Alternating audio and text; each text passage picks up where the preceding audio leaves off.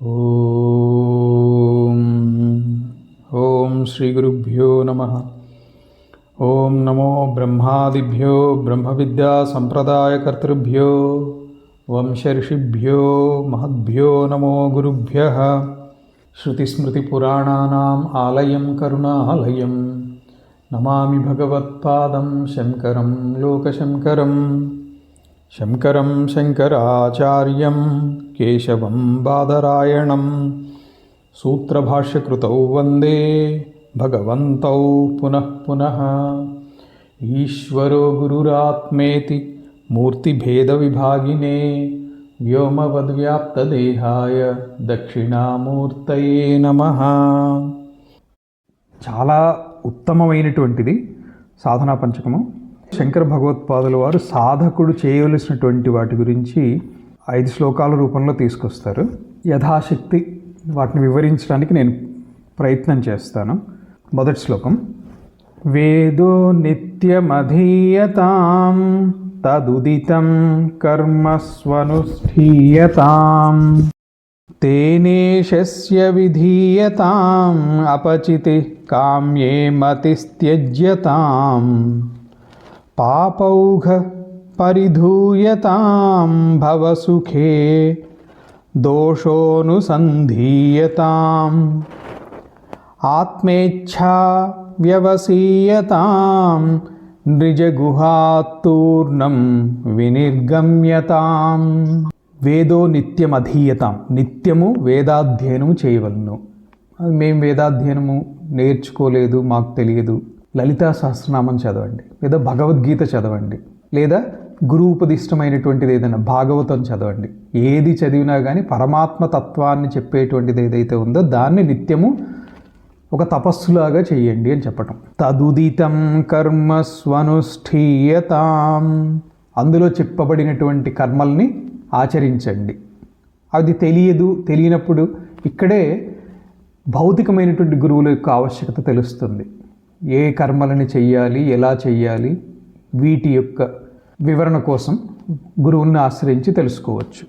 తేన ఈశస్య విధీయతాం, తేన అంటే వాటి చేత, వేద ప్రతిపాదితమైనటువంటి కర్మలను నిర్వహించటం ద్వారా పరమేశ్వరుని పూజ లేదా అర్చన చేయాలి. తేన ఈశస్య విధీయతాం అపచితి కామ్యే మతి త్యజ్యతాం. కామ్య అంటే కామనల నుండి, కామ్యకర్మల నుండి, పాప సముదాయం నుంచి మనస్సుని తొలగించాలి. త్యజ్యతాం పాపౌఘ పరిధూయతాం భవసుఖే దోషోనుసంధీయతాం. పాపపు ఆలోచనల నుంచి మనస్సును దూరం పెట్టాలి. భవసుఖంలో ఉండేటువంటి దోషాన్ని మరల విచారణ చేస్తూ ఉండాలి. సంసారంలో ఉండేటువంటి దుఃఖాలని, దోషాలని, అశాశ్వతత్వాన్ని నిరంతరం చింతిస్తూ ఉండాలి. ఇది అశాశ్వతం. ఎంత చేసినా, ఎన్ని సర్టిఫికెట్లు వచ్చినా, ఎన్ని గోల్డ్ మెడల్స్ వచ్చినా, ఎన్ని వచ్చినా ఇది అశాశ్వతమైనటువంటిదే. ఆత్మేచ్ఛా వ్యవసీయతాం, నిరంతరం ఆత్మవిచారాన్ని చేస్తూ ఉండాలి. నిజగృహాత్తూర్ణం వినిర్గమ్యతాం, ఏషణాత్రయము అనేదైతే చెప్పబడిందో దాని నుంచి విడిపడాలి. ధనేషణ, దారేషణ, లోకేషణ లేదా పుత్రేషణ. ఈ 8 మొదటి శ్లోకంలో సాధకుడు ఆచరించవలసినటువంటివి 8 మొదటి దాంట్లో వచ్చాయి. ఈ ఒక్కొక్క దానికి వీలైనంత వ్యాఖ్యానం చేద్దాం. మొట్టమొదటిది వేదో నిత్యమధీయతాం, నిత్యము ఒక తపస్సులాగా వేదాధ్యయనం చేయాలి, దాన్ని అనుష్ఠించాలి, నేర్చుకున్నటువంటి దాన్ని ఇతరులకి నేర్పించాలి. దీన్నే తైత్తిరీయ ఉపనిషత్తులో అది చెప్పేటప్పుడు చెప్తాను. ఎలాగో స్వాధ్యాయ ప్రవచనాభ్యాం న ప్రమదితవ్యం అని వేదం చెప్తూ ఉంది. వేదం అనేటువంటిది నువ్వు, నేను, మనకి తెలిసిన వాళ్ళు, మనం విన్నటువంటి వాళ్ళు అందరూ కూడా పుట్టకముందే పుట్టినటువంటిది. బ్రహ్మదేవుడికి పరమాత్మ అందించినటువంటిది. దీన్ని అపౌరుషేయమని నిర్ద్వంద్వంగా చెప్తారు. అది ఏ కాలానికో ఏ ఒక దేశానికో సంబంధించింది కాదు, అందరికీ అనుసరణీయమైనటువంటిది, అందరి యొక్క మేలునే ఉపదేశించేటువంటిది. అది కేవల జ్ఞానస్వరూపం. వేదం అంటే జ్ఞాన భాండాగారం. ఈశ్వరుడు, ఈశ్వరుని యొక్క జ్ఞానము వేరు కాదు. అదేవిధంగా వేద జ్ఞానము, వేదనారాయణుడు వేరు కాదు. మనం ఎన్ని చదివినా, ఎన్ని సర్టిఫికెట్లు పొందినా ఇంకా తెలియనటువంటిది ఐహికమైనటువంటిది, అపరావిద్య చాలా ఉంటుంది. ఎంత తెలిసినా దానికి అంతే ఉండదు. ఎంత తెలుసుకున్నా ఖగోళ శాస్త్రము, భౌతిక శాస్త్రము, భౌగోళిక శాస్త్రము, అన్ని శాస్త్రాలు చదివినప్పటికీ కూడా ఇంకా నేర్చుకోవాల్సినటువంటిది చాలా ఉంది అని అర్థమవుతుంది నేర్చుకుంటున్న కొద్దీ. కానీ ఆత్మజ్ఞానము లేదా పరమాత్మకి సంబంధించినటువంటి జ్ఞానం మాత్రమే పరిపూర్ణమైనటువంటి జ్ఞానం. అదే వేద జ్ఞానం. అంతేగాని వేదంలో చెప్పినటువంటి కర్మకాండ గురించి కాదు ఇక్కడ ప్రస్తావన. ఈ పరమాత్మ జ్ఞానము లేదా ఆత్మతత్వ విచారణ గురించి ఆసక్తి కలగకపోతే జీవితం నిరర్థకమే. ఈ జ్ఞాన సముపార్జన అవకాశము ఒక మనిషికి మాత్రమే ఉన్నటువంటిది, ఇతర జీవజాతులకు లేదు. కాబట్టి జంతువునాం నరజన్మ దుర్లభ, ఇటువంటి దుర్లభమైనటువంటి నరజన్మ లభించినటువంటి దాన్ని వృధా చేసుకోకూడదు. నిరంతరము జ్ఞాన సముపార్జనకి ప్రయత్నం చేస్తూ ఉండాలి. జ్ఞాన సముపార్జన అంటే ఎన్ని వేదాలు చదువుదాము, ఎన్ని ఉపనిషత్తులు బట్టి పడదాము, అది కాదు. ఆత్మజ్ఞానాన్ని, నన్ను నేను తెలుసుకోవటం కోసం ప్రయత్నం చేయండి అని చెప్పటం. దాన్నే నిత్యము వేదాధ్యయనం చేయాలి అని చెప్పటంలో మొట్టమొదటి మాటగా ఉపదేశించబడింది. ఆత్మవిచారణ చెయ్యండి సింపుల్గా. దానికి నేర్చుకుని ఉంటే గురుముఖత ఉపనిషత్తుల్ని అధ్యయనం చేయటం, ఉపనిషత్తుల్లో చెప్పబడినటువంటి విషయాలని విచారణ చేయటం. లేదు ఉపనిషత్తుల్ని చదవటము, విచారణ చేయటం కష్టంగా ఉంది, భగవద్గీత చదవండి, దాన్ని అర్థబోధ చేసుకోండి. లేదు లలితా సహస్రనామం, విష్ణు సహస్రనామం ఇత్యాది చేయండి. కానీ ఒక నియమంగా రోజు చేయండి. భగవద్గీత రోజులు మొత్తం చదవటానికి కుదరలేదు, 18 అధ్యాయాలు, ఒక అధ్యాయం చదవండి. ఆ విసులుబాటు కూడా ఫలశ్రుతిలో చెప్పబడింది వరాహ పురాణంలో. సో ఇది మొట్టమొదటి శ్లోకంలో చెప్పినటువంటి మొట్టమొదటి ఉపాయము లేదా ఉపదేశం కింద తీసుకోవచ్చు. రెండోది తదుదితం కర్మస్వనుష్ఠీయతాం. ఈ వేదముల ద్వారా ప్రతిపాదింపబడినటువంటి కర్మలని చక్కగా ఆచరించాలి. ఇది భగవద్గీతలోనూ చెప్పారు, నిష్కామ కర్మ చేయండి అని. లేదా ధ్యానం చేస్తా అంటే సమం కాయ శిరోగ్రీవం ధారయన్నచలం స్థిరం సంప్రేక్షణాసికాగ్రం స్వం దిశాన్ అవలోకయన్, అది భగవద్గీతలోనే వచ్చింది. లేదు నాకు లలితా సహస్రనామమే తెలుసు, అర్థయుక్తంగా తెలుసుకున్నప్పుడు లలితా సహస్రనామంలో కూడా ధ్యానగమ్య పరిచ్ఛేద్య జ్ఞాన విగ్రహ అంటే ధ్యానం చేయండి అని చెప్తున్నారు. ధ్యానం యొక్క గమ్యం అమ్మవారు. ఎలా చెయ్యాలి? ఇక్కడే గురువుల అవసరం పడుతుంది. సో నేర్చుకునేటువంటిది ఆ వేదం, నిత్యము ఒక తపస్సులాగా చేసేటువంటి వేదాధ్యయనం ఏదైతే ఉందో అందులో చెప్పబడినటువంటి కర్మలని చక్కగా ఆచరించాలి. అందులో నిషేధింపబడినటువంటి వాటిని విడిచిపెట్టాలి. భగవద్గీత వేదాధ్యయనం చేయలేకపోయాము, భగవద్గీతలో స్పష్టంగా ఉన్నాయి. సత్వగుణాన్ని పెంచుకోవాలి, రాజసిక తామసిక గుణాలకు సంబంధించినటువంటి కర్మలు కానీ అలవాట్లు కానీ తగ్గించాలి. సత్వాత్ సంజాయతే జ్ఞానం. సత్వగుణం ఎంత వృద్ధి చెందుతూ ఉంటే జ్ఞానం పట్ల ఆసక్తి అలా పెరుగుతుంది. అందుకనే ఏదైనా ఒకదాన్ని మొట్టమొదటి దాంట్లో చెప్పినటువంటిది వేదో నిత్యం అధీయతాం, ఒక నియమబద్ధంగా ఒకదాన్ని అధ్యయనం చేయమని చెప్పారు. అది చేయటం ద్వారా చేయవలసినటువంటిది, చేయకూడనటువంటిది, కర్మ అకర్మ వీటి యొక్క విశ్లేషణ వివరణ వస్తాయి. అది తెలుసుకుని చేయమనే చెప్తుంది. భగవద్గీతలో కూడా అదే చెప్తుంది. తస్మాత్ శాస్త్రం ప్రమాణం తే కార్యకార్య వ్యవస్థితౌ జ్ఞాత్వా శాస్త్ర విధానోక్తం కర్మ కర్తుమిహార్హసి. శాస్త్రంలో నిర్ణయించబడినటువంటి వాటిని ఆచరించాలి అని చెప్పినటువంటి వాటిని ఆచరించాలి, ఆచరించవద్దు కూడదు అని చెప్పినటువంటి వాటిని విడిచిపెట్టాలి ప్రయత్నపూర్వకంగా. ఎంత సాధనా పరుడికైనా కానీ కొన్ని సందర్భాల్లో అవశ్యముగా అంటే వాళ్ళ వశములో లేకుండా కొన్ని పనులు జరిగిపోతూ ఉంటాయి, కానీ వీలైనంత త్వరగా వాటి నుంచి బయటపడుతూ ఉండాలి. సో శాస్త్రాధ్యయనం ఎందుకు అనంటే స్పష్టమైనటువంటి అవగాహన కోసమే. సాధన ఏ విధంగా చేయాలి, ఏది చేయవచ్చు, ఏది చేయకూడదు అది తెలుసుకోవటం కోసం. అందుకనే శాస్త్రం ప్రమాణమైన ఉత్తమమైనటువంటి ప్రమాణం. అగ్నికి 2 ధర్మాలు ఉన్నాయి, ప్రకాశము, దహనము. అగ్ని ఉంది అని అంటే ప్రకాశం కనిపిస్తూనే ఉంటుంది, దగ్గరికి వెళ్ళి ముట్టుకుంటే దహనం అనేటువంటిది జరుగుతుంది. అలాగే పాము ఉంది, దాని యొక్క ధర్మం ఏంటి? కాటేస్తుంది. దగ్గరికి వెళ్ళి మరీ దాన్ని తోక పట్టుకుని ఊపి చూడండి, కాటేసి తీరుతుంది. అది దాని ధర్మం. ప్రతి పనికి, ప్రతి ఫలితానికి ఒక ధర్మం అనేటువంటిది ఉంది. కాబట్టి ఆ ధర్మాన్ని తెలుసుకొని దాని దగ్గరికి వెళ్ళాలా వద్దా అనేది నిర్ణయించుకోవాలి. అక్కడే శాస్త్రం యొక్క ప్రయోజనం కనిపిస్తోంది. కాబట్టి నాకు నచ్చింది చేస్తాను, నాకు నచ్చకపోతే చెయ్యను, ఇది కాదు. నాకు నచ్చితే నేను పొద్దున్నే లేస్తాను, నాకు నచ్చకపోతే 10 దాకా పడుకుంటాను, ఇది అసుర ధర్మం. అది కాబట్టి మన ఇష్టము అయిష్టము కాదు ఇక్కడ ముఖ్యం. మానవ జన్మ వచ్చింది, దీన్ని సార్థకం చేసుకోవాలి, అదే గమ్యం. అది చేసుకోకపోతే జన్మ వృధా.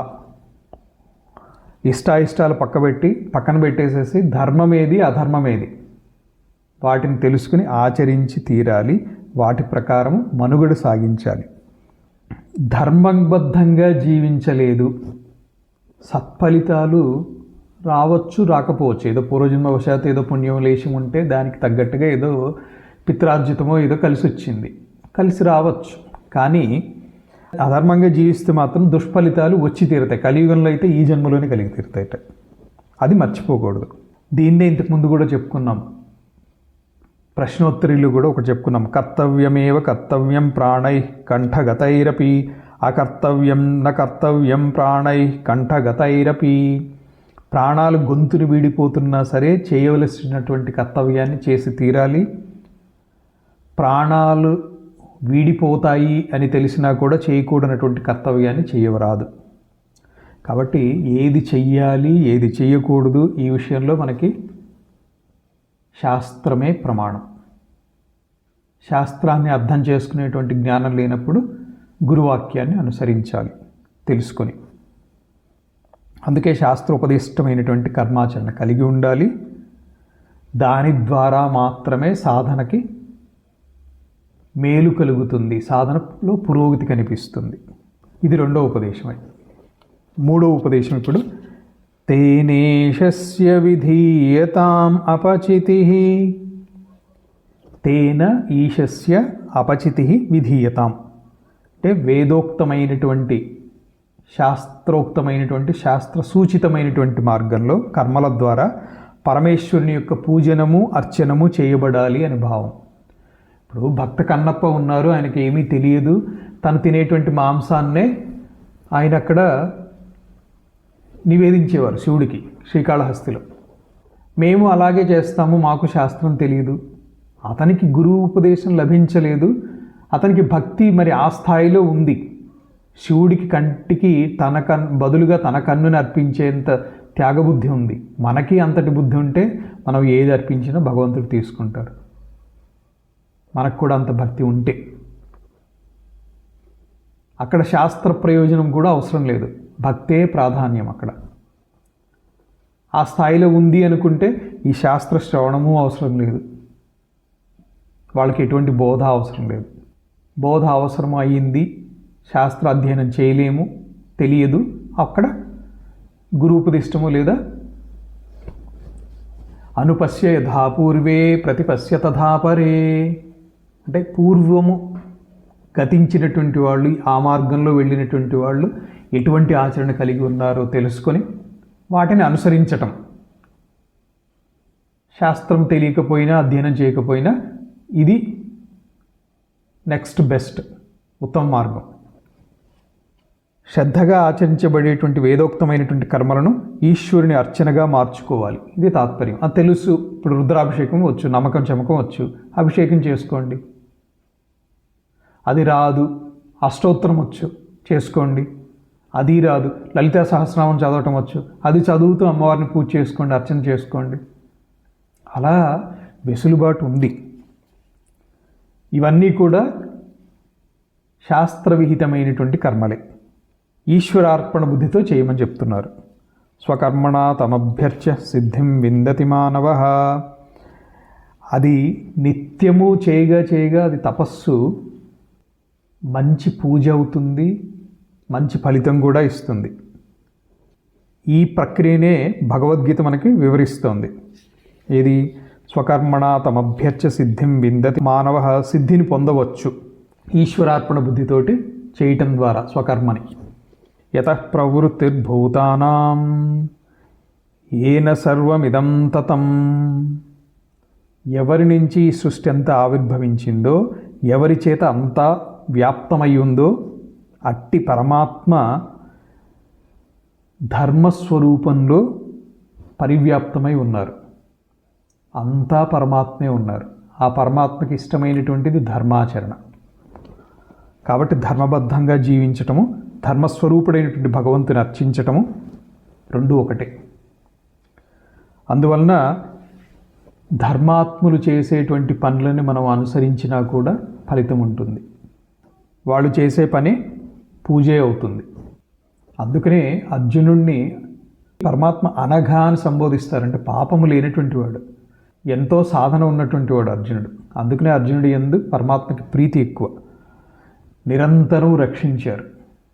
మహాభారత యుద్ధం 18 రోజులు అర్జునుడిని కంటికి రెప్పలాగా కాపాడుకున్నారు శ్రీకృష్ణ పరమాత్మ. కారణం ఏంటంటే పాండవుల పట్ల ధర్మం ఉంది. విశేషంగా అర్జునుడి యందు పాపం అనేటువంటిది లేశం కూడా లేదు. ధర్మరాజు యందు పాపం ఉంది అని కాదు అక్కడ. అర్జునుడు సాక్షాత్ కృష్ణుడి యొక్క రూపమే. కాబట్టి వేదము ద్వారా ప్రతిపాదించబడినటువంటి కర్మలను ఆచరిస్తూ వాటి ద్వారానే పరమేశ్వరుని అర్చిస్తూ జీవనం కొనసాగించాలి. ఈ ఆత్మజ్ఞానంలో సాధనా స్థితిలో స్టార్టింగ్ స్టేజెస్లో ఒక కొంత అర్థమైన తర్వాత ఈ పూజ ఎందుకు, అర్చన ఎందుకు, స్తోత్రం ఎందుకు, అసలు చెయ్యాలా, నిత్యం అర్చన చెయ్యాలా, నిత్యం పూజ చెయ్యాలా, ఇలాంటి ఆలోచనలు వస్తాయి. అలాంటప్పుడు ఇవి చదివితే, ఈ సాధనా పంచకం ఇలాంటివి శ్రవణం చేసిన మనకి సందేహ నివృత్తి కలుగుతుంది. 4వ ఉపదేశం కామ్యే మతిస్త్యజ్యతాం. కామ్యకర్మల నుంచి ఆసక్తిని తగ్గించుకోవాలి, మనస్సును తొలగించాలి. కామ్యము అన్న, కామన అన్న, కోరిక అన్న ఇవన్నీ కూడా సమానార్థకం కింద తీసుకోవచ్చు. కోరికలు అనేటువంటివి ఎంతో కొంత ఉంటాయి, అది సహజం. మనస్సుకి అవి ఆలంబనలు. మితిమీరకుండా చూసుకోవాలి. మనవి కాని వాటి పట్ల ఆసక్తి ఉంచుకోకూడదు. వెరీ కోరికలు ఉండకూడదు, అది పతనానికి కారణమవుతుంది. కోరికలు లేకుండా మనిషి ఉండడు అనే చెప్తున్నారు. దీనికి కారణం ఏంటంటే ఉన్నటువంటి దానికంటే ఇంకా మరింత సుఖంగా, ఆనందంగా ఉండాలి. అదే కోరిక ఉంటుంది సహజంగా. మనిషిలోని సుఖాభిలాషయే కోరిక పుట్టడానికి కారణం. అనుక్షణం కోరికలతో పరిగెత్తుతూ ఉండటం అది మనస్సు యొక్క సహజ గుణం. అదేదో పని చేస్తే ఆ ఫలితం వస్తుంది కాబట్టి ఆ పని చేయాలి, ఆ ఫలితాన్ని పొందాలి, లేదా అంటే ఇష్టప్రాప్తి కోసం చేయటం. అలాగే ఇది నాకు ఇష్టం లేదు, దీన్ని వదిలించుకోవాలి, అనిష్ట పరిహారం. ఈ రెండే ముఖ్యంగా ఉండేది. ఇష్టమైనటువంటి దానికోసం ప్రయత్నము, రెండింటి కోసము ప్రయత్నమే. ఇష్టమైనటువంటి దాన్ని పొందటం కోసము, ఇష్టం లేనటువంటి దాన్ని దూరం చేసుకోవటం కోసం. ఈ ఆలోచనలే మనస్సుని అతలాకుతలం చేస్తూ ఉంటాయి, వస్తూ ఉంటాయి, పోతూ ఉంటాయి. వీటినే కామ్యకర్మలు అన్నారు. ఇప్పుడు భద్రత కోసం చేసే కర్మలు వేరు. శరీర రక్షణ కోసం ఔషధం వలె ఆహారం టైంకి తీసుకోవాలి, అది కామ్యకర్మ కాదు. దేహం అనేటువంటిది ఉన్నంత వరకే ఏ ధర్మం చేసినా, ఏ సాధన చేసినా. కాబట్టి దేహరక్షణ అవసరం కోసం చేయటం వరకు పర్వాలా. కానీ భోగ రూపంలో కోరుకుంటే మాత్రం అది దోషమవుతుంది. అంటే ఈ పూట ఏం తిందాము, ఇంకా బెటర్గా ఏం తిందాము, రేపు ఏం తిందాము, ఇదే ఆలోచన అనుకోండి, అది భోగం అవుతుంది. ఈ రోజుకి ఇదేదో లభించింది, ఇది తీసుకుంటే శరీరానికి ఆకలి అనేటువంటి రోగానికి ఉపశమనం కలుగుతుంది. అది తప్పులేదు. ఈరోజు ఒక స్వీట్ తిందాము, రేపు ఇంకొకటి తిందాము, ఇది దురాశ, బంధన కలిగించేటువంటిది. అలాగే దేహ రక్షణ కోసం వస్త్రం అవసరం. వస్త్రము అనేటువంటిది దేహాన్ని కప్పి ఉంచటం వరకు పర్వాలా, ఫ్యాషన్ షో కాకూడదు. అలాగే దేహ రక్షణ కోసం ఒక ఇల్లు ఉండటం అవసరం. ఆ ఇల్లు 10 అంతస్తులైనా ఉండేది ఒక 6/3 అంత స్థలమే మనిషికి కావాల్సినటువంటిది. ఇదే విధంగా మిగతా అన్ని విషయాల పట్ల కూడా ఆలోచన చేస్తూ ఉండాలి. నిజానికి సుఖము అనేటువంటిది ఒక వస్తువో ఒక పదార్థమో కాదు, అదొక భావన మాత్రమే. ఈ క్షణంలో సుఖం అనిపించినటువంటిది తర్వాత దుఃఖం అనిపించవచ్చు. ఒకడికి సుఖం అనిపించేది ఇంకొకటికి సుఖం కాకపోవచ్చు. కాబట్టి సుఖం అనేటువంటిది ఒక పదార్థము కాదు, అదొక భావన. మనం కోరుకునేటువంటివన్నీ కూడా సుఖం కోసమే. ఏదైనా తొలగించుకుందాం, దూరం చేసుకుందాం అనుకున్నా కూడా అది దూరం అయిపోతే నేను ప్రశాంతంగా, సుఖంగా, ఆనందంగా ఉంటాను, అదే భావన. ఏ వస్తువు కూడా ఇది సుఖము లేదా దీని స్వరూపం సుఖము అని నిర్ణయించడానికి అవకాశమే లేదు. ఉదాహరణకి ఏసీ ఉంటే సుఖంగా నిద్రపట్టిందండి అంటారు. చలికాలము బాగా చలిగా ఉన్నప్పుడు కూడా ఏసీ ఆన్ చేసి మీకు సుఖంగా నిద్రపోతుంది కదా, ఏసీ ఆన్ చేస్తే ఇప్పుడు నిద్రపోండి అంటే నిద్రపోగలరా? సో ఒక కారణము లేదా నిమిత్తం వల్ల కలిగేటువంటి సుఖాలను నైమిత్తిక సుఖాలు అంటారు. ఈ ప్రపంచంలో ఉన్నవన్నీ కూడా నైమిత్తిక సుఖాలే తప్ప పూర్ణ సుఖాలు కానే కావు. ఈ కామ్యకర్మల వలననే మనిషి కొన్ని చేయవలసినటువంటివి చేయకపోవడము, చేయకూడనటువంటివి చేయటము, ఇవన్నీ జరుగుతుంది. ఈ కామం అనేటువంటిది రజోగుణం నుంచి పుడుతుంది. కామ ఏష క్రోధ ఏష రజోగుణ సముద్భవ మహాశనో మహాపాప్మ విద్యేన మిహవైరిణం. ఎంతటికీ తీరనటువంటివి కామము, క్రోధము రజోగుణం నుంచి పుట్టేటువంటివి. అది తీరనప్పుడు, కామం తీరినప్పుడు క్రోధం అవుతుంది. ఇది ఎప్పటికీ కూడా తీరేటువంటిది కాదు. అంటే అయిపోయింది, అమ్మయ్య, ఇంక దీంతో ఈ కామన పూర్తయింది అని లేదు. మళ్ళీ మళ్ళీ పుడుతూనే ఉంటుంది. ఈరోజు ఒక ఉత్తమమైనటువంటి భోజనం తీసుకున్నారు, అయిపోయింది, ఇంకెప్పటికీ కూడా ఉత్తమ భోజనం పట్ల ఆసక్తి కలగదు అని లేదు అక్కడ. నిగ్రహించకపోతే మహాశనో మహాపాప్మ విద్యేన మిహవైరిణం. మహా అశనము అంటే ఎంత తీర్చడానికి ప్రయత్నం చేసినా కంప్లీట్గా తీరేటువంటిది కాదు. మహాపాప్మ అంటే మహాపాపాన్ని చేయించేసేటువంటివి కూడా. పాపం చేయడానికి ముఖ్య ప్రేరకాలు కామము, క్రోధము. ఇవే బద్ధశత్రువులు. కాబట్టి కోరికయే బద్ధశత్రువు, కామనే బద్ధశత్రువు. కాబట్టి బుద్ధి ద్వారా మనసును వశపరుచుకొని జయింపలేనటువంటి గొప్ప శత్రువు అయినటువంటి కామము. జహి శత్రుం మహాబాహో కామ రూపం దురాసదం. కామాన్ని జయించడానికి మార్గం ఏంటి అంటే మనస్సును వశపరుచుకోవటం ద్వారా. అందుకే మనస్సులో నుంచి కామ్యకర్మలకు సంబంధించినటువంటి ఆలోచనలను తొలగించుకోండి అని ఉపదేశం చేస్తున్నారు. కామ్యేమతిస్త్యజ్యతాం అని చెప్పటంలో అది ఉద్దేశం. పాపపు ఆలోచనలకు, పాప కర్మలను చేద్దాము అనేటువంటి ఆలోచనలన్నీ మనస్సు నుంచి దూరం పెట్టాలి. ఇది 4వ ఉపదేశము.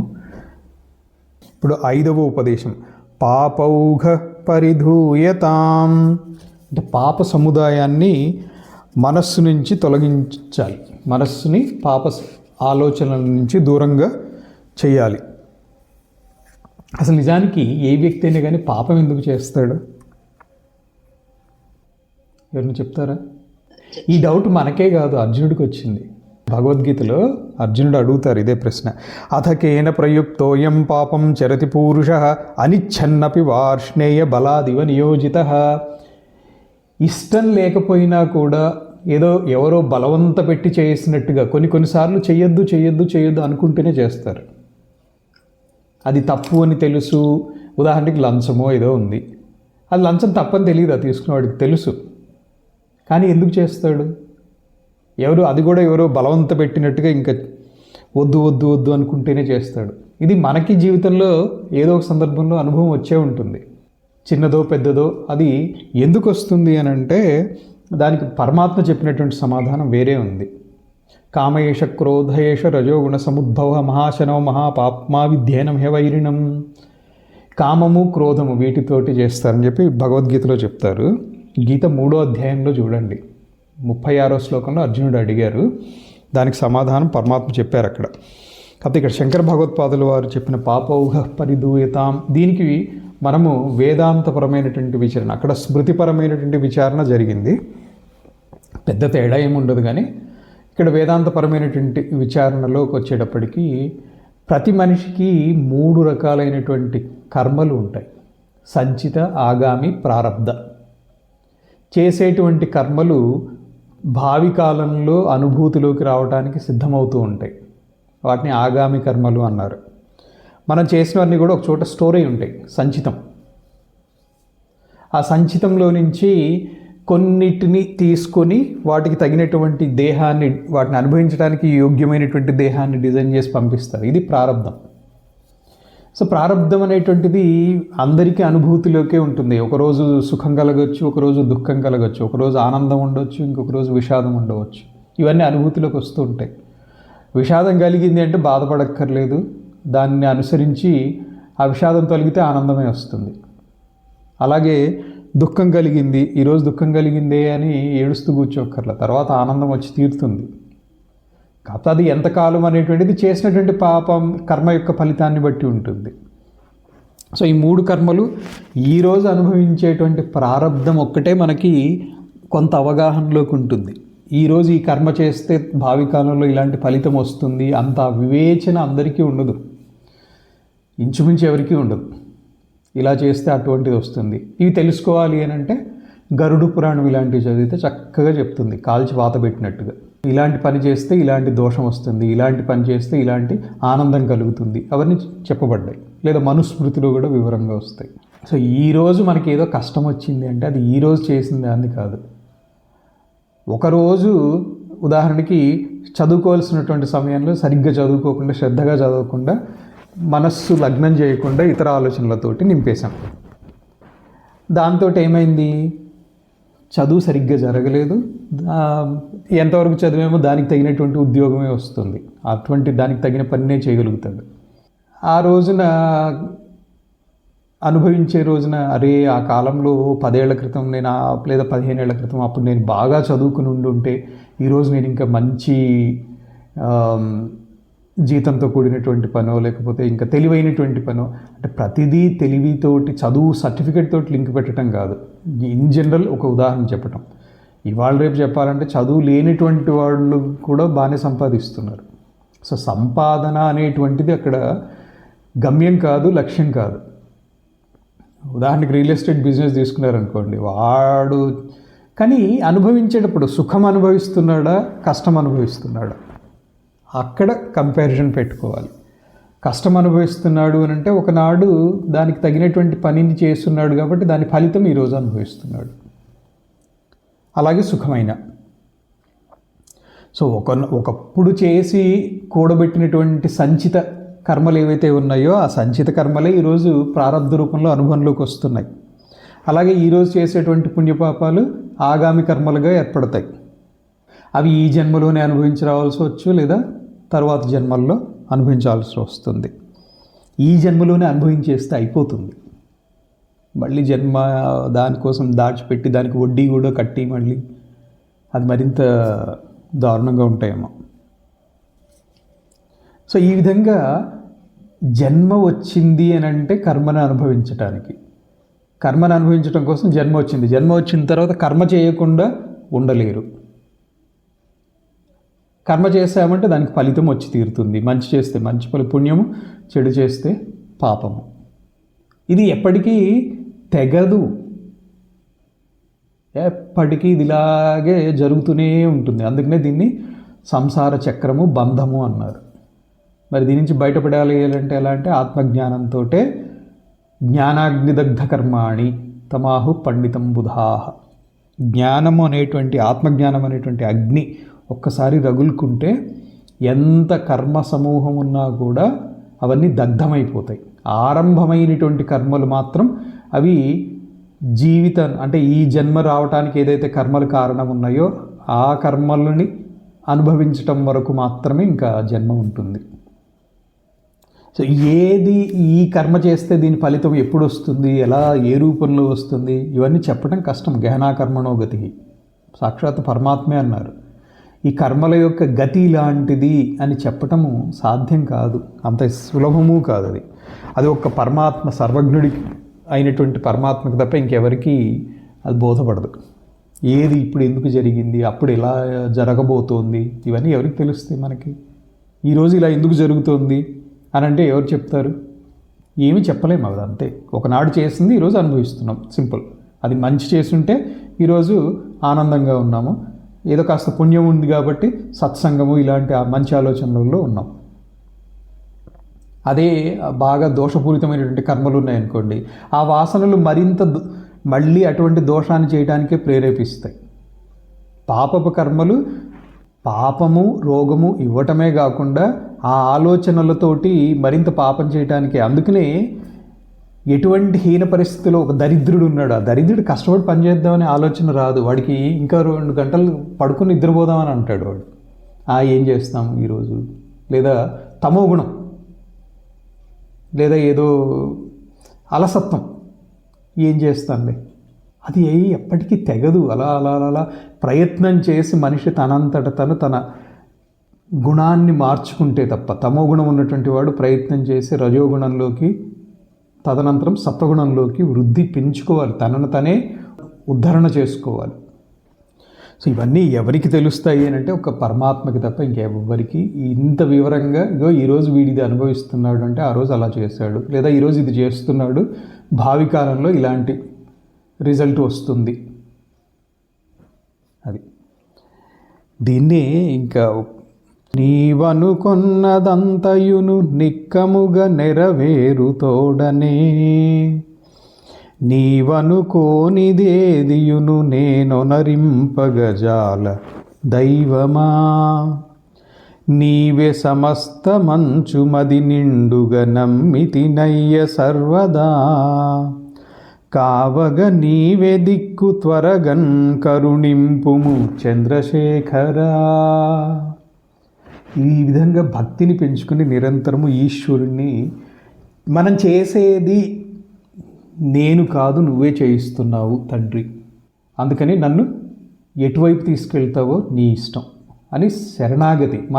మనంతటగా మనం ఏమీ చేయకుండా ఉండటం, ఈశ్వర ప్రేరణతోటి జరిగేటువంటి వాటిని జరగనివ్వటం. పరమాత్మ అనుకున్నవి తప్ప ఇంకొకటి జరగవు. ఏది ఎప్పుడు ఏ ఫలితం ఎప్పుడు ఏ జీవికి అందాలో అది పరమాత్మ యోగక్షేమం వహామ్యహం. వాళ్ళకి మంచి చేసినటువంటి వాళ్ళకి దానికి తగినటువంటి ఫలము ఎప్పుడు అందాలో అప్పుడు కరెక్ట్గా అందిస్తారు. అదేవిధంగా పాపం చేసినటువంటి వాడికి కూడా. అందుకని అందులోకి మన అధీనత ఏమీ లేదు, మన అధీనంలో ఏమీ లేదు. ఏది ఎప్పుడు ఈరోజు నేను ఈ మంచి పని చేస్తాను, 10 సంవత్సరాల తర్వాత నాకు దీని యొక్క పుణ్యం రావాలి, అలా ప్లాన్ చేసుకునేటువంటి అవకాశము ఉండదు. అందుకని ఆ చంద్రశేఖరుణ్ణి స్మరిస్తూ ఆయనకి శరణాగతి చేసి రక్షించు తండ్రి అని చెప్పి వేడుకోవటం, అంతకుమించి ఇంకా చేయగలిగింది ఏం లేదు. ఈ పాపము 3 స్థాయిలలో జరుగుతుంది. పుణ్యమైన అంతే, కర్మేంద్రియాల స్థాయి లేదా దైహిక స్థాయి అంటారు దాన్ని, జ్ఞానేంద్రియాల స్థాయిలో, మానసిక స్థాయిలో. కర్మేంద్రియాల స్థాయిలో జరిగేటువంటి పాపం, ఉదాహరణకి మనం నడుస్తున్నాం, నడిచేటప్పుడు నడవటానికి ఉపయోగపడేటువంటి కర్మేంద్రియాలు ఏంటంటే పాదాల కింద ఏవో జీవులు చనిపోతాయి. చనిపోకుండా నేను పుట్టినప్పటి నుంచి ఇంతవరకు ఏ చీమని కానీ చిన్న జీవిని కూడా తొక్కకుండా నేను నడిచాను అని చెప్పేంత సాహసం నేనైతే చేయలేదు. మీకు ఎవరన్నా అంత ధైర్యంగా నేను ఇంతవరకు చేయలేదు అనే ధైర్యం ఉంటే చాలా సంతోషం. సో అది కర్మేంద్రియ స్థాయి, దీనికి రిజల్ట్ తక్కువ, ఇది వీడు అనుకుని చేసినటువంటిది కాదు. కాబట్టి దాని యొక్క ఫలితం యొక్క స్థాయి తక్కువ ఉంటుంది, బాధ కూడా తక్కువ ఉంటుంది. అలాగే పుణ్యమైన అనుకోకుండా ఏదో చేశాడు, ఆ పుణ్యం దాని యొక్క ఫలితం రిజల్ట్ తక్కువ ఉంటుంది. జ్ఞానేంద్రియాలతో చేసేటువంటిది కొంచెం ఎక్కువ ఉంటుంది. అదేవిధంగా మనస్సుతోటి చేసేటువంటి మనస్సుతోటి దుష్ట ఆలోచనలు, ఎవరినో హింసించేయాలి అనేటువంటి వాడిని ఏం చేయలేము, శారీరకంగా ఏం చేయలేము. మనస్సుతోటి ఇంకా వాడిని ఇలా హింసించాలి అలా హింసించాలి అని చెప్పి ఇదేదేదేదో అనేసేసుకున్నారు అనుకోండి, అది పాపమే. దానికి ఫలితం ఎక్కువ ఉంటుంది. దీన్నే మనం ఉపనిషత్తుల్లో కూడా చెప్పుకున్నాం. ఇంద్రియాణి పరాణ్యాహు ఇంద్రియేభ్య పరం మనః మనసస్తు పరో బుద్ధి యో బుద్ధి పరతస్తు సహ. కాటకంలో చెప్పుకున్నాము, అంటే కఠోపనిషత్తు. అలాగే భగవద్గీతలో కూడా ఉంది. స్థూల శరీరం కంటే జ్ఞానేంద్రియాలు బలీయమైనటువంటివి. ఆ బలీయమైనటువంటి జ్ఞానేంద్రియాల కంటే మనస్సు సూక్ష్మమైనది, బలమైనటువంటిది. ఇంద్రియాలు చాలా ప్రమాదకరమైనటువంటివి. ఇంద్రియాణి ప్రమాధీని హరంతి ప్రసభం మనః, 2వ అధ్యాయంలో చెప్తారు. మనస్సుని లాక్కుపోతాయి. అందుకని ఇంద్రియ స్థాయిలో నిగ్రహించలేదనుకోండి, అవి మనస్సును పట్టుకుని లాక్కుపోతాయి. అక్కడ రోడ్డు మీద వెళుతుంటే అక్కడ ఏదో స్వీట్ షాప్ కనిపించింది. అనుకోకుండా కన్ను అక్కడ ఉన్నటువంటి స్వీట్ మీద పడింది. కన్నే చూసింది, కానీ కన్ను తన వెంట మనస్సును లాక్కుపోయింది. అబ్బాయి స్వీట్ ఎంత బాగుంది, పద పద పద తిందాం అని చెప్పి కర్మేంద్రియాలను ప్రేరేపించింది. సో చూడండి, జ్ఞానేంద్రియ స్థాయిలో నిగ్రహించగలిగితే మనసు అక్కడ ఆగిపోయేది. అలా విచారణ చేస్తూ ఉండాలి జరిగేటువంటి ఆ సన్నివేశంలో విచారణ చేయగలిగితే అది ఆత్మవిచారణ. అయిపోయిన తర్వాత విచారణ చేస్తే అది రెట్రోస్పెక్షన్ అవుతుంది అంతే. కన్ను స్వీట్ షాప్ వైపు చూస్తున్నప్పుడే అక్కడ చూడవలసింది ఏముంది అని నిగ్రహించగలిగితే చాలా సమస్య తీరిపోతుంది. సో ఒక వ్యక్తి తనను తానే సంస్కరించుకోవాలి. ఎంత ప్రయత్నం చేసినా కానీ అర్జునుల వారు అడిగినట్టుగా అనిచ్ఛన్నపి వార్ష్ణేయ, ఇచ్చ లేకపోయినా కూడా అనిచ్ఛన్ అపి, అది చెయ్యాలి అనేటువంటి ఇష్టం లేకపోయినా ఎవరో బలవంతంగా చేయించినట్టుగా బలాదివ నియోజిత. ఇది సామాన్యమైనటువంటిది కాదు. ఇది అనుభవంలో 50 దాటిన తర్వాత మేము నిగ్రహించుకోగలుగుతున్నాము, 60లో వచ్చేసిన తర్వాత ఇంద్రియాల్లో శక్తి ఉడిగిన తర్వాత మేము నిగ్రహించుకోగలుగుతున్నాము, ఇవన్నీ చెప్పగలుగుతాం. అదే 30లో ఉన్నప్పుడు నిగ్రహించుకోగలిగామా, అది ఎవరికి వాళ్ళకి అనుభవం, ఎవరికి వాళ్ళు విచారణ చేసుకోవచ్చు. పరమాత్మ చెప్పేటువంటిది ఏంటంటే, యతతో హ్యపి కౌంతేయ పురుషస్య విపశ్చితః ఇంద్రియాణి ప్రమాధీని హరంతి ప్రసభం మనః. ఇంద్రియాలు మనస్సును లాక్కుని పోతాయి. అందుకని ఇంద్రియాల స్థాయిలోనే నిగ్రహించుకోగలిగితే మనస్సు అందులో ప్రవర్తించేటువంటి అవకాశం బలహీనపడుతుంది. ఎంత ప్రయత్నం చేసినా కానీ గత జన్మ వాసనలు, కొన్ని కర్మలు, ప్రారంభ రూపంలో వచ్చేసినటువంటి కర్మలు వాటి ప్రేరణతోటి వెళ్ళాయి అంటే ఇంకేం చేయలేము. అది దాని నుంచి బయటపడడానికి ప్రయత్నం చేయాల్సిందే తప్ప. అర్జునుల వారు అడిగిన దానికి భగవానుడు ఇదే సమాధానం చెప్తారు. శ్రీ భగవాను వాచ కామయేష క్రోధయేష రజోగుణ సముద్భవ మహాశనో మహాపాప్మా విద్యేనమిహ వైరిణం. కామము, క్రోధము. కామము ఎప్పుడు కలిగింది?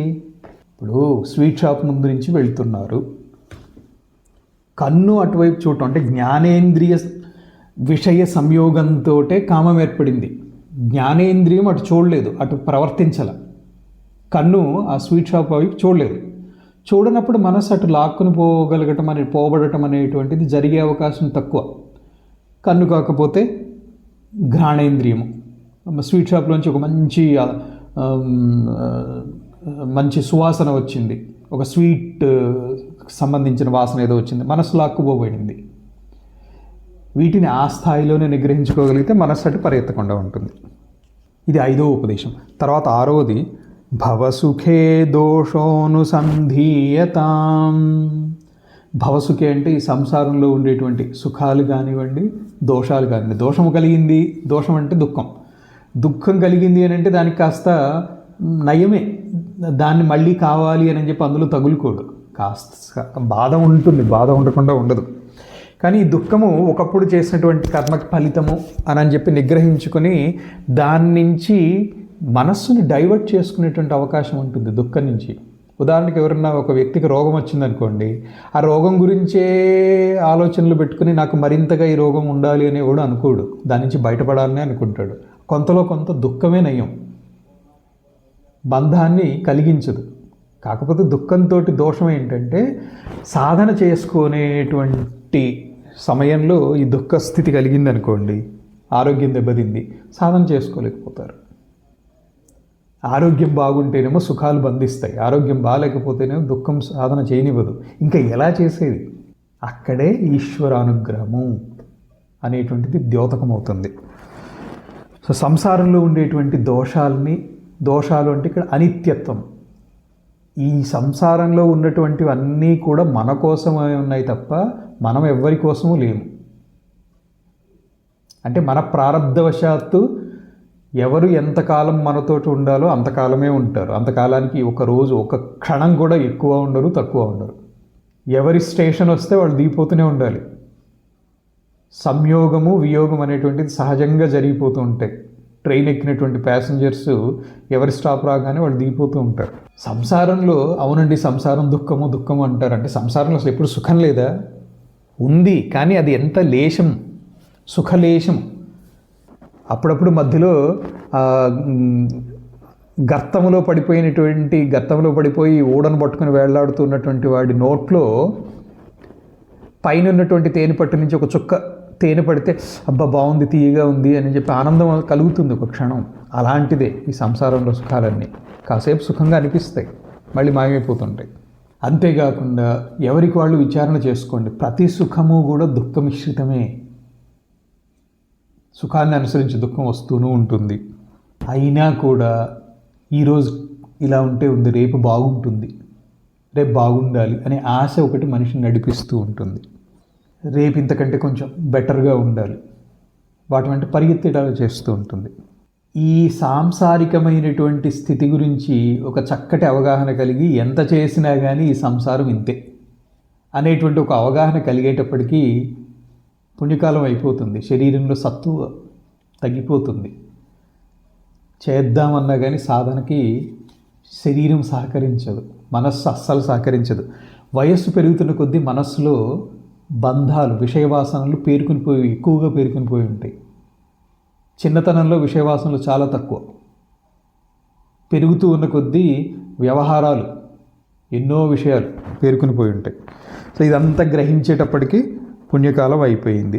అప్పుడు ఎంత ఏడ్ చేంజ్ చేస్తాం? రోజు 3 గంటలు కదలకుండా కూర్చుని చేస్తే ఆసన సిద్ధి కలుగుతుంది, కుండలిని ఉత్థానం కలుగుతుంది, మనస్సు నిశ్చల స్థితికి వస్తుంది. ఏది 3 గంటలు కూర్చుందామంటే 60లోకి వచ్చిన తర్వాత ఇంకేం కూర్చుంటారు? అందుకని సంసారంలో మనం ఉండటం తప్పు కాదు, మన లోపల సంసారం ఉండకూడదు. ఇది ముఖ్యమైనటువంటి అంశం. ఓడ సముద్రంలో వెళ్ళవచ్చు, కానీ సముద్రం నీళ్లు ఓడలోకి రాకూడదు. ఈ విధంగా విచారణ చేస్తూ ఎప్పటికప్పుడు సుఖం కలిగినా దాని గురించి ఆలోచన చేయాలి. ఓహో, ఇది ఎప్పుడో నేను చేసినటువంటి పుణ్యానికి ఫలితంగా వచ్చింది, ఇది శాశ్వతమేమీ కాదు. ఈ సుఖాన్ని ఈ క్షణంలో దాన్ని ఆస్వాదించాలి కాబట్టి ఆస్వాదించండి మునిగిపోకుండా. అలాగే దుఃఖం వచ్చింది, ఈ దుఃఖం ఏమి శాశ్వతము కాదు, ఒకప్పుడు చేసిన పాపానికి ఫలితం ఇది, అనుభవించేద్దాం, పోతుంది, అయిపోతుంది. అలా నిరంతరం విచారణ చేస్తూ ఆత్మజ్ఞానం కోసం సాధన కొనసాగించాలి అని 6వ ఉపదేశం ఇప్పుడు చెప్పుకున్నటువంటిది. తర్వాత 7వ ఉపదేశం ఆత్మేచ్ఛా వ్యవసీయతాం. ఆత్మ ఇచ్ఛ వ్యవసీతం అంటే ఆత్మ విచారణ జరుగుతూ ఉండాలి. నేనెవరు? ఈ జీవితం ఇంతేనా? ఈ జీవితంలో శాశ్వతత్వం, ఈ సుఖం శాశ్వతమా, దుఃఖం శాశ్వతమా? ఈరోజు దుఃఖం కలిగిన అది శాశ్వతం కాదు, సుఖం కలిగిన అది శాశ్వతమైనది ఏం కాదు. పోని జీవితంలో ఏమీ కష్టపడలేదు, సుఖంగానే ఉన్నాము అనుకుందాం. అలా అని చెప్పి జీవితం ఏమైనా శాశ్వతమా? అసలు జీవితమే శాశ్వతం కాదు. ఈ దేహాన్ని వదిలే వెళ్ళిపోవాలి. మరి శాశ్వతమైనటువంటిది ఏది? ఆత్మతత్వము. అందులో నెలకొని ఉండడానికి ప్రయత్నం చేయాలి. ఆత్మవిచారణ ద్వారానే అది సాధ్యమవుతుంది. ఈ ఆత్మ అనేటువంటిది ఏ కాలంలోనూ పుట్టేటువంటిది కాదు, మరణించేటువంటిది కాదు. నా జాయతే మ్రియతే వా కదాచిన్నపి. షడ్భావ వికారాలు లేనిటువంటిది. ఇది ఎవరిని చంపేది కాదు, ఎవరితోటో చంపబడేది కాదు. ఆత్మ చనిపోయాడు అని అంటే దేహం వదిలేడంతే, దేహానికే నాశనం. ఆత్మకి ఎటువంటి వికారము లేదు. అజము, నిత్యము, శాశ్వతం అటువంటి ఆత్మ గురించి తెలుసుకుంటే ఈ జీవితం పట్ల చింత అనేటువంటిది తొలగిపోతుంది. దీన్ని భగవద్గీతలో పరమాత్మ చెప్తారు. ఏనం వేత్తి హంతారం యశ్చైనం మన్యతే హతం ఉభౌ తౌ న విజానీతో నాయం హంతి న హన్యతే. 2వ అధ్యాయం 19-20 శ్లోకాలు. న జాయతే మ్రియతే వా కదాచిత్ నాయం భూత్వా భవితా వా న భూయః అజో నిత్య శాశ్వతోయం పురాణో న హన్యతే హన్యమానే శరీరే. నేను చంపబడుతున్నాను అనుకునేటువంటి వాడు కానీ, నేను చస్తున్నాను అనుకునేటువంటి వాడు కానీ, నేను చంపుతున్నాను అనేటువంటి వాడు అనుకునేటువంటి వాడు, లేదా నేను చస్తున్నాను, నేను చంపబడుతున్నాను అనుకునేటువంటి వాడు, ఇద్దరికీ కూడా తెలియటువంటిది ఏంటంటే నేను చంపబడేటువంటి వాడిని కాదు, చంపేటువంటి వాడిని కాదు. నాయం హంతి న హన్యతే. అలాగే పుట్టుక లేదు, నా జాయతే, మృత్యువు లేదు, నా మ్రియతే వా కదాచిత్ నాయం భూత్వా భవితా వా న భూయః. ఒకప్పుడు లేనిది లేదు, భవిష్యత్తులో ఉండనిది కాదు. అజః నిత్యః శాశ్వతః అయం పురాణః న హన్యతే హన్యమానే శరీరే. శరీరం నశించినా కూడా నశించకుండా ఉండేటువంటిది నీవు, ఆత్మ. సో ఇటువంటి ఆత్మని సాధించాలి, పొందాలి, సాధన ద్వారా నేను ఆత్మస్థితికి చేరుకోవాలి అనుకోవటం ఏదైతే ఉందో ఇది ఆత్మేచ్ఛ. ఆత్మ ఇచ్ఛ. ఈ కోరిక కలగాలి మనిషికి. ఎన్నో కోరికలు కలుగుతూ ఉంటాయి, వాటి కోసం తపన పడుతూనే ఉంటాం. కానీ ఆత్మస్థితి కలగాలి అనేటువంటి కోరిక చాలా తక్కువ మందికి కలుగుతుంది. ఆ కోరిక కలగాలి. అది కలిగితే సరిపోదు, దానికి సంబంధించినటువంటి జ్ఞానం కలగాలి. ఆ జ్ఞానం ఎలా వస్తుంది అని అంటే గురూపదేశ శృతిజ వాక్యాలతోటి, శృతిజన్యమైనటువంటి వాక్యాలతోటి, గురూపదేశంతో వస్తుంది. ఈ ఆత్మజ్ఞానం కలిగినంత వరకు ఆత్మ యొక్క నిజతత్వము బోధపడదు. ఆత్మ నిత్య వస్తువు అని ఎప్పుడైతే తెలుసుకుంటామో, ఎప్పుడు గ్రహిస్తామో, అనుభూతిలోకి తెచ్చుకుంటామో, అప్పుడు అనంతమైనటువంటి నిత్య సత్య సుఖప్రాప్తి కలుగుతుంది. కాబట్టి ఈ 7వ ఉపదేశము ఆత్మేచ్ఛా వ్యవసీయతాం, అంటే దృఢమైనటువంటి నిశ్చయం. ఆత్మేచ్ఛ, నేను ఆత్మస్థితిని పొందాలి, ఆత్మజ్ఞానాన్ని సాధించాలి అనేటువంటి ఇచ్ఛని కలిగి ఉండి సాధన చెయ్యాలి. ఇది 7వ ఉపదేశం. తర్వాత మొదటి శ్లోకంలో నుంచి చివరి ఉపదేశం 8వది. నిజగృహాత్తూర్ణం వినిర్గమ్యతాం, ఇంటి సంఖ్యల నుండి విముక్తి పొందాలి. ఈ మాట వినగానే స్వామీజీల దగ్గరికి వెళ్తే సంసారాలు చిన్నాభిన్నం చేస్తారు అని అంటారు. దీని నిజార్థం తెలిస్తే అప్పుడు ఈ భయం వేయదు. దీని యొక్క నిజమైనటువంటి అర్థం తెలుసుకుంటే, ఇంటి నుంచి నిజగృహాత్ తూర్ణం వినిర్గమ్యతాం, సామాన్యమైనటువంటి పదార్థం తీసుకుంటే, ప్రతి పదార్థం కింద తీసుకుంటే ఇంట్లో నుంచి బయటపడాలి. అంటే ఇంటి సంఖ్యల నుంచి బయటపడాలి అంటే అర్థం ఏంటి? ఇంట్లో నుంచి వెళ్ళిపోమని కాదు, మనస్సులో నాది, నా సంసారము అనేటువంటి భావనలు లేకుండా ఉండాలి. నిజానికి సంసారం బాధ పెట్టదు, మనస్సే బాధ పెడుతుంది. భార్య పిల్లలు వీళ్ళెవరూ బాధ పెట్టరు. నా భార్య నా పిల్లలు అని మనస్సు అనుకుంటుంది కదా, లేదా నా కుటుంబము, నా కుటుంబం కోసం నేను ఏమైనా చేస్తా, ప్రాణాలైనా ఇస్తా. ఇవన్నీ ఎందుకు? ఈ కుటుంబమే గొప్పది, దీనికంటే గొప్పనేటువంటి ఆత్మతత్వం గురించి ఆలోచన లేదు, అది తెలియకపోవటమే. సో ఇల్లు నాది, మమత్వం, అది అనుబంధం. ధ్యాయతో విషయాన్ పుంసః సంగస్తేషు ఉపజాయతే. ఆ సంసారం గురించి ఆలోచిస్తూ ఊర్ణనాభి అంటే సాలీడు ఏ విధంగా అయితే గూడు అల్లి చివరికి ఆ గూట్లో, తన అల్లిన గూట్లో తనే పడిపోతుందట, తనే చిక్కుకుని పోయి బయటపడలేక ప్రాణాలు వదిలేస్తుంది. అదే ఇక్కడ సంఖ్యళ్ళు, నాది, నా ఇల్లు, నా సంసారం అనుకోవటమే సంఖ్యళ్ళు అవుతాయి. మమత్వం, నాది అనేటువంటి భావనకు అర్థం చెప్పుకోవాలి. పుట్టిన ప్రతి మనిషికి కూడా ఇప్పుడు ఈవెన్ పశువు అయినా కానీ వర్షం వచ్చిందంటే ఒక చెట్టు నీడ వెతుక్కుంటుంది, చెట్టు కిందకి వెళ్ళి చేరుతామని చూస్తుంది. మనిషి అయినా కూడా ఎండ నుంచి, వాన నుంచి, చలి నుంచి రక్షించుకోవటానికి ఒక చిన్న రక్షణ అవసరమే. అది గుహ కావచ్చు లేదా ఇల్లు కావచ్చు. ఈ ఇల్లు నాది అని అనుకోవద్దు అని అంటే, గుహల్లో ఉండేటువంటి వాళ్ళు ఇది నా గుహ నా గుహ అని అనుకోవటం కరెక్ట్ అని కాదు, అది తప్పే. నా గుహ నాది అనేటువంటి భావన వచ్చింది అని అంటే అక్కడ సాధన ఇంకా పరిపూర్ణత రాలేదు అని. కాబట్టి ప్రపంచంలో ఉన్నవన్నీ మన కోసమే ఉన్నాయి అని భావించవచ్చు, తప్పులేదు. ఇవన్నీ మన కోసం ఉన్నాయి, కాకపోతే అవి నేనే అనుభవించి తీరాలి అనేం కాదు. ఇవన్నీ మనవి అని కాదు, మన కోసం ఉన్నాయి. అవి ఉంటే లేకపోతే లేదు. కానీ మనం అనుభవించాల్సిన అవసరమే ఉంది, మనవి అని అనుకోవాల్సిన అవసరమే ఉంది. అవన్నీ మనవి అని అనుకోవద్దు అంతే. ఇప్పుడు యవ్వనంలో ఉన్నప్పుడు ధనార్జన చెయ్యాలి, సంపాదించండి. సంపాదించినా కానీ ఇది నాదే నాదే నాదే అని చెప్పి దాన్నే ఆలోచనలో పెట్టుకోకూడదు. అలాగే యవ్వనంలో ఉన్నప్పుడు పెళ్ళి పిల్లలు ఉండటం తప్పు కాదు, అవుతాయి. ప్రారంధంలో ఉంటే జరుగుతాయి. ప్రారంధంలో లేకపోతే కొంతమందికి ఆడపిల్లలు కావాలని ఉంటారు, ఆడపిల్లలు పుట్టరు వాళ్ళకి. కొంతమందికి మగపిల్లాడు కావాలనిపిస్తుంది, పుట్టరు. కొంతమందికి అసలు పిల్లలే పుట్టరు. ఏది ఎలా జరిగింది అనేటువంటిది ప్రారంధవశాత్తు జరిగింది. పోనీ ఈ కాలంలో ఎంతమందిని చూడటంలా ఆడపిల్లలు మగపిల్లలు ఇద్దరూ పుట్టారు, కానీ ఎవరు దగ్గర లేరు. కొంతమందికి మాత్రం అలా సంరక్షణ చూస్తూ ఉండేటువంటి పిల్లలు ఉన్నారు, అది వాళ్ళ పూర్వజన్మ సుకృతం.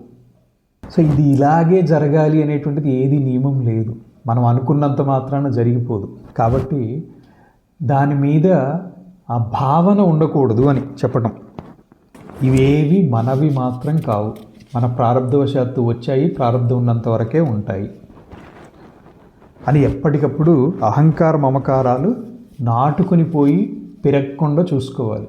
నేను నాది అనేటువంటి భావన పెరగకుండా చూసుకోవాలి. ఆ విధంగా సాధన చెయ్యాలి. దీనికి ఉపయుక్తమైనటువంటిది భగవద్గీత 12వ అధ్యాయంలో భక్తుడి లక్షణాలు చెప్తారు. అనికేత స్థిరమతి భక్తి మాన్మే ప్రియో నరః అని 19వ శ్లోకంలో చెప్పారు. ఇప్పుడు చీకటి పడింది, ఈవెన్ అడవిలో ఉన్నా కానీ, అడవిలో ఉండేవాడైనా కానీ చెట్టు మీద కాస్త ప్రశాంతంగా పడుకుని నిద్రపోవడానికి ఒక చిన్న ఏర్పాటు చేసుకుని పడుకుంటాడు అడవిలో ఉండిపోవాల్సి వస్తే. లేదా ఒక చిన్న నెగడు పెట్టి ఆ నెగడు పరిసరాల్లో రక్షణ కోసం, వన్యప్రాణుల నుంచి రక్షణ కోసం ఒక నెగడు మంట పెట్టి అక్కడ విశ్రాంతి తీసుకుంటాడు. కానీ తెల్లారి లేచిన తర్వాత అక్కడి నుంచి వెళ్ళిపోతూనే ఉంటాడు. అదేవిధంగా ప్రారంధం అయిపోయిన తర్వాత ఆ ఇంటిలో నేను ఉంటానన్న యమధర్మరాజు ఉండనివాడు, లాక్కుపోతాడు. సో ఇటువంటి మమత ఆసక్తులు లేనటువంటి స్థిర బుద్ధి కలిగితే అతడే స్థితప్రజ్ఞుడు అవుతాడు. అటువంటి వాడు భగవంతునికి ఇష్టడు, నాకు ఇష్టమైనటువంటి వాడని సాక్షాత్ పరమాత్మ చెప్పారు. దుఃఖానికి మూలం ఏంటంటే నేను నాది అని పెనవేసుకోవటమే. అది తగ్గితే ఆటోమేటిక్గా దుఃఖం తొలగిపోతుంది. ప్రారంధానుసారంగా ఈ ప్రపంచంలోకి వచ్చాం, ఎన్నో జన్మలు గడిచిపోయినాయి, ఇదే మొదటి జన్మేం కాదు మనకి. మళ్ళీ ఎందుకు వచ్చాము? ప్రారంధ కర్మ ఇంకా శేషం ఉంది, ఆగామి కర్మలు, ఆ జన్మల్లో చేసినటువంటి కర్మల యొక్క ఫలితం ఇంకా పెండింగ్ ఉంది, దాన్ని కంప్లీట్ చేయడానికి ఈ జన్మ వచ్చింది. కాస్త ఏదో పుణ్యం ఏదో చేసినట్టున్నాం, అందుకని సత్సాంగత్యము, ఆత్మవిచారణ ఇలాంటి అవకాశం ఉన్నటువంటి జన్మ వచ్చింది. అదే ఏ యూరోప్ కంట్రీలో అమెరికాలోనూ పుడితే ఇటువంటి సత్సాంగత్యం చేయగలిగే వాళ్ళం అంటే అక్కడ చేసేటువంటి వాళ్ళు ఉన్నారు, లేరు నేను అనను. ఈ కాలంలో ఎక్కువ ఉన్నారు. నిజంగా చెప్పాలంటే మన దగ్గర చేసే వాళ్ళకంటే కూడా వాళ్ళు యూరోపియన్స్ని అమెరికన్స్ని చూశాను, మనకంటే సీరియస్ చేస్తారు వాళ్ళు. సో ఏదో పుణ్యవశాత్తు మనకు ఒక అద్భుతమైనటువంటి సువర్ణ అవకాశం వచ్చింది, దీన్ని సద్వినియోగం చేసుకోవాలి. సద్వినియోగం చేసుకోవటమే బుద్ధిమంతుడి లక్షణం. పుట్టిన ప్రతి వ్యక్తి సాధకుడే. లక్ష్యాన్ని చేరుకోవటానికి సాధన చేస్తే లభించి తీరుతుంది. కాబట్టి సత్సాంగత్యము, సత్పురుషుల సహవాసము, సద్గ్రంథ పఠనము, వీటి ద్వారా సాధనని సుగమం చేసుకుంటూ సాధ్యాన్ని సాధించాలి. సాధ్యం ఏది అంటే ఆత్మజ్ఞానం. ఆత్మవిశ్వాసంతో ముందుకెళ్ళాలి. వెళ్ళేటప్పుడు కొన్నిసార్లు దారి తప్పచ్చు, కింద పడిపోవచ్చు, అయినా కానీ ప్రయాణం ఆపద్దు, లేచి ముందుకు వెళ్తూనే ఉండాలి. దారి తప్పామని తెలిసినప్పుడు మళ్ళీ వెంటనే సరైన దారిలోకి వచ్చేయాలి. అనుభవమైనటువంటి వాక్యం, అనుభూతితో చెప్పేటువంటిది ఏంటంటే సద్గురువు సత్సాంగత్యము లభించినప్పుడు ఉండేటువంటి శీఘ్రత, త్వరితగతి సాధనలో ముందుకు వెళ్ళటం అనేటువంటిది అది లేనిటువంటి స్థితిలో కలగటం చాలా కష్టం. సద్గురు సాన్నిహిత్యము, సత్సాంగత్యము, సద్గ్రంథ పఠనం ఇవి ఉన్నప్పుడు ఎఫర్ట్లెస్గా సాధన జరుగుతుంది. అందుకని అన్ని ప్రయత్నాల ద్వారా మన పరిధిలో మన శాయశక్తుల మనకి అందుబాటులో ఉండేటువంటి ఒక సద్గురువుని వెతుక్కోవాలి. సత్సాంగత్యం అనేటువంటిది వదలకుండా, ఇప్పుడు మీకు చెప్తున్నాను అని మీరు అనుకోవచ్చు, కానీ నా దృష్టిలో నేను కూడా సత్సాంగత్యంలో ఉన్నాను. మనమందరం సత్సాంగత్యంలో ఉన్నాం, సద్గ్రంథ అధ్యయనం చేస్తూ. దీన్ని ఎట్టి పరిస్థితుల్లోనూ వదులుకోకుండా ఉండటానికే ప్రయత్నం చేయాలి. అహంకార మమకారాల నుండి విడిపడాలి. నేను నాది, నా ఇల్లు, నా సంసారము, నా పరివారము, నా పిల్లలు, నా ఇది, నా మనములు, నా మనవరాళ్ళు. ఇదే మొదటి శ్లోకం యొక్క చివరి వాక్యం, 8వ ఉపదేశం వివరించడం అయింది. దాంతో మొదటి శ్లోకం అయ్యింది. ఓం సహనావవతు సహనౌ భునక్తు సహ వీర్యం కరవావహై తేజస్వినావధీతమస్తు మా విద్విషావహై. ఓం శాంతి శాంతి శాంతి. ఓం తత్సత్.